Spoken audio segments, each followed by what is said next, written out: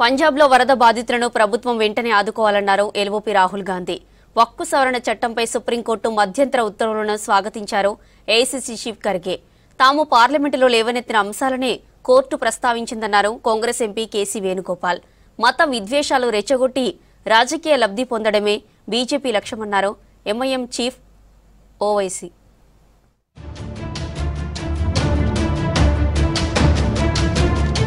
పంజాబ్లోని వరద ప్రభావిత ప్రాంతాల్లో పర్యటించారు కాంగ్రెస్ అగ్రనేత ఎల్ఓపీ రాహుల్ గాంధీ. గుర్దాస్పూర్లోని మకోడా గ్రామంలో వరద బాధితులను కలిసి పరామర్శించారు. పంట పొలాలకు వెళ్లి పరిశీలించారు.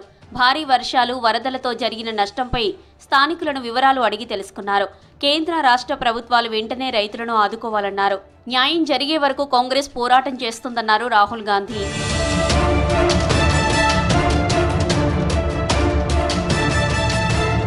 ప్రధాని మోదీ సర్కార్ తెచ్చిన వక్ఫ్ సవరణ చట్టంపై సుప్రీంకోర్టు మధ్యంతర ఉత్తర్వులను స్వాగతించారు ఏఐసీసీ చీఫ్ మల్లికార్జున ఖర్గే. మైనారిటీల హక్కులను పరిరక్షించేలా కోర్టు తీర్పు ఉందన్నారు. మోదీ సర్కార్ ప్రజా వ్యతిరేక విధానాలపై విపక్షాలన్నీ ఐక్యంగా నిలిచాయన్నారు. మతపరమైన భావోద్వేగాలను రెచ్చగొట్టడానికి బీజేపీ నిత్యం ప్రయత్నిస్తోందని విమర్శించారు ఖర్గే.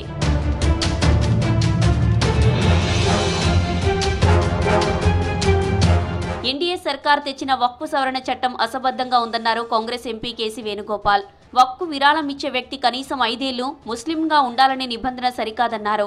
దీనిపై పార్లమెంటులోనూ కేంద్రాన్ని నిలదీసినట్లు చెప్పారు.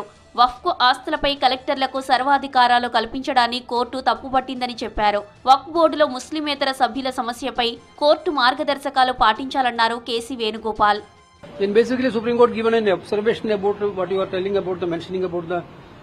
Non-Muslim members in the Waqf board also. So all these things, while considering all these things, this verdict was welcoming stuff.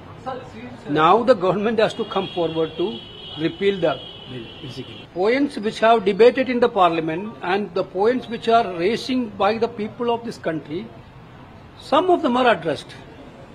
వక్ఫ్ సవరణ చట్టంపై సుప్రీంకోర్టు మధ్యంతర తీర్పు కొంత ఊరట కలిగించిందన్నారు ఎంఐఎం చీఫ్ అసదుద్దీన్ ఓవైసీ. వక్ఫ్ బోర్డులో ముస్లిమేతరుల నియామకం రాజ్యాంగ ఉల్లంఘనని చెప్పారు. ఇది ఆర్టికల్ 26కు విరుద్ధమని తెలిపారు. మత విద్వేషాలు రెచ్చగొట్టి రాజకీయ లబ్ధి పొందడమే బీజేపీ లక్ష్యమన్నారు Owaisi. So we hope that Honorable Supreme Court will decide on the finality of this act. It's only an interim order. देखिए अगर हड़प लिया जाता है तो आपको सच्चर कमेटी ने कहा था कि आप समरी एविक्शन पावर्स वक्फ बोर्ड को दीजिए. आज की तारीख में अगर तेलंगाना वक्फ बोर्ड कोई केस जीतता भी है तो सुप्रीम कोर्ट या कोर्ट को जाकर उसको ऑर्डर लेना पड़ता है, इसको हटाओ, इसको एंक्रोचर को. భారీ వర్షాలు, వరదలతో తీవ్రంగా నష్టపోయిన పంజాబ్కు కేంద్రం నుంచి పైసా సాయం అందలేదన్నారు ఆ రాష్ట్ర సీఎం భగవంత్ మాన్. కేంద్ర ప్రభుత్వం ప్రకటించిన 1600 కోట్ల వరద సహాయ ప్యాకేజీ మాటలకే పరిమితమైందన్నారు. ఆఫ్ఘనిస్తాన్లో సంక్షోభం ఏర్పడితే తక్షణమే సాయం చేసే మోదీ సర్కార్ పంజాబ్ను ఎందుకు ఆదుకోవడం లేదని ప్రశ్నించారు సీఎం మాన్. ਅਫਗਾਨਿਸਤਾਨ ਚ ਆਫਤ ਆਈ 1 ਮਿੰਟ ਚ ਪੈਸੇ ਪਹੁੰਚ ਜਾਂਦੇ ਜੀ, ਜਿਹੜੇ ਕਿ ਸਾਨੂੰ ਲੁੱਟਣ ਆਉਂਦੇ ਰਹੇ ਪਹਿਲਾਂ ਅਫਗਾਨੀ. ਪੰਜਾਬ ਚ ਆਫਤ ਆਈ, ਇੰਨੇ ਦਿਨਾਂ ਬਾਅਦ ਆਏ 1600 ਕਰੋੜ ਰੁਪਏ ਅਨਾਉਂਸ ਕਰਕੇ. ਅੱਜ ਵੀ ਮੈਂ ਚੀਫ ਸੈਕਟਰੀ ਨੂੰ ਪੁੱਛਿਆ, ਹਜੇ ਤੱਕ 1 ਰੁਪਈਆ ਨਹੀਂ ਆਇਆ ਜੀ. కేరళ వయనాడ్లో పర్యటిస్తున్నారు కాంగ్రెస్ అగ్రనేత ఎంపీ ప్రియాంక గాంధీ. నియోజకవర్గంలో పలు అభివృద్ధి పనులకు శంకుస్థాపన చేశారు. పనమారంలోని మైలుకున్న దగ్గర డ్రింకింగ్ వాటర్ ప్రాజెక్టును స్థానికులతో కలిసి ప్రారంభించారు ప్రియాంక.